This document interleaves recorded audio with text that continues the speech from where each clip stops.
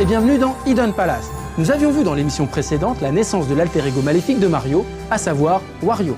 Ce personnage, tout d'abord conçu comme un méchant, est devenu de plus en plus populaire jusqu'à se reconvertir pour aller dans le droit chemin. C'est en tombant au hasard sur un article parlant du formidable essor du jeu vidéo que Wario décide de changer de carrière. Il deviendra alors créateur de jeux vidéo, une façon pour lui de faire ses preuves, de sortir de l'ombre de Mario, mais surtout de s'en mettre plein les poches.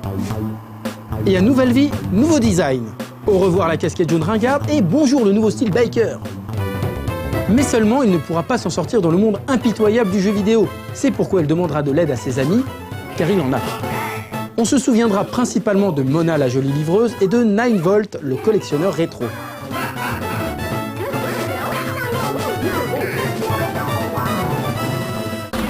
Wario et son équipe ont tout plein d'idées saugrenues. C'est pour cela qu'ils créent une collection non pas de mini-jeux, mais de micro-jeux. Par micro-jeux, on entend des jeux au principe super simples qui doivent se jouer dans les 5 secondes. Ainsi, le moustachu peut se targuer de plus de 200 micro-jeux par cartouche. On trouvera plusieurs déclinaisons de ce concept. Dans WarioWare Twisted par exemple, il faudra faire littéralement tourner sa GBA pour réussir les jeux. Wario surprendra les joueurs avec ses nouvelles façons de jouer, qui fleurent avec le génie ou le débile. Ces micro-jeux seront aussi très utiles pour expliquer les gameplays des nouvelles consoles Nintendo.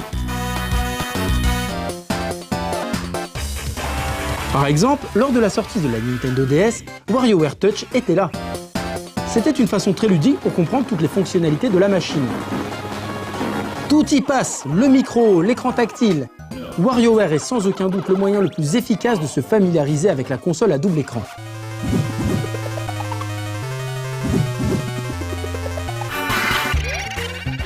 Idem, WarioWare Smooth Moves expliquera le plus simplement du monde les différents gameplays à la Wiimote pour la Wii.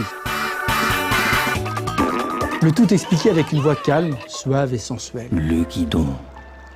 Tourne le bâton de style sur le côté et empoigne les deux extrémités. C'est comme faire de la bicyclette. Il faut un bon équilibre et un short moulant. Et rebelote pour la DSi, où les micro-jeux utiliseront les fonctionnalités des caméras de la dite console. Le prochain jeu à venir proposera carrément aux joueurs de créer ses propres micro-jeux et de les transférer de la DSi à la Wii et même de les distribuer en ligne.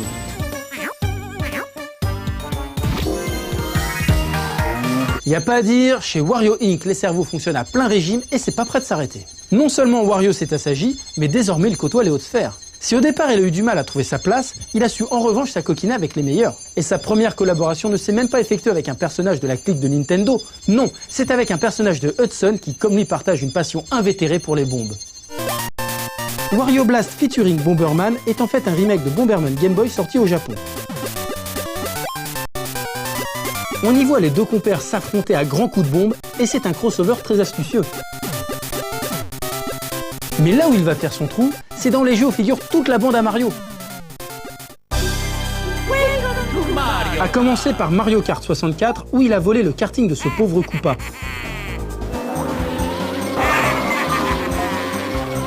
Et dès lors, on le retrouvera dans tous les jeux de type Party Game, Mario Party, Game & Watch Gallery, ou encore tous les jeux de sport Mario. C'est d'ailleurs de cette gamme que lui vient son t-shirt manche courte qu'il conservera par la suite. Et de temps à autre, Wario côtoie Mario non plus en tant qu'ennemi, mais en tant qu'allié. Et ça, c'est une nouveauté. Dans Super Mario 64 DS, il fait partie des personnages jouables avec Luigi et Yoshi.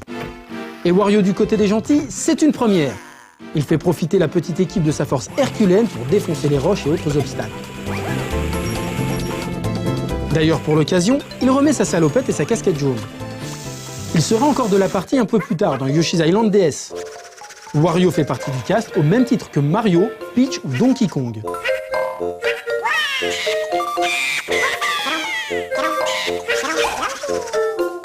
On peut même l'apercevoir dans un jeu où il n'a rien à faire, Densetsu no Staffy 3.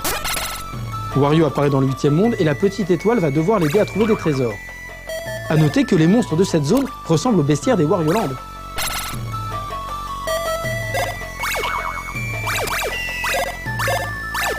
Il apparaît également très discrètement aux côtés de Luigi dans Kirby Superstar Ultra sur Nintendo DS.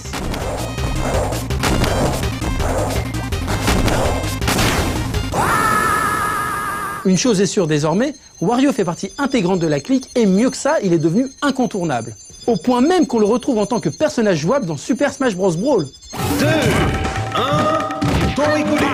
Et il n'est pas sous l'égide du champignon comme Luigi, Peach ou Bowser, non, il roule pour lui avec le fameux W pour étendard. Il a à sa disposition sa moto, sa force légendaire et aussi une arme de destruction massive, le P. Son Final Smash est une transformation en Wario Man. Un peu à la manière de Super Dingo, il s'affuble d'un pyjama pour devenir un ersatz de super-héros.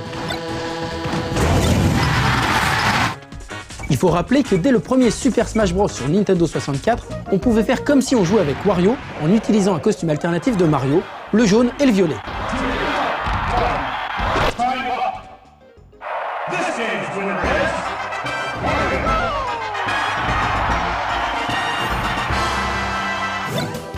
Quand Wario est à son tour entré dans la mêlée, il avait à sa disposition deux costumes différents.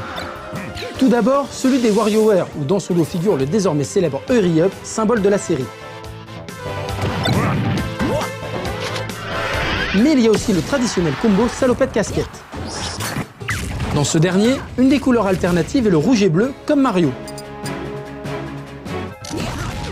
La boucle est maintenant bouclée, Wario peut porter les couleurs de Mario et vice-versa, de quoi en perdre la tête.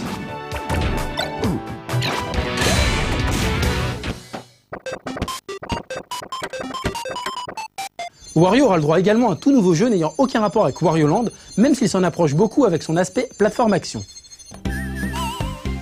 Mais c'est surtout grâce à la ribambelle de transformation, ou du moins de déguisement, que l'on fait le rapprochement. Wario Master of Disguise sort sur Nintendo DS et tire parti du stylet de la console. En revanche, les fans ne lui réserveront pas un accueil chaleureux, s'attendant à un réel Wario Land sur la console à double écran. Wario est un personnage clé de l'univers de Mario, et mieux que ça, il est même devenu incontournable. Et il y a fort à parier que Wario reviendra encore plus méchant que jamais. Je suis Wakave et je suis votre maître et la cave est mon ennemi.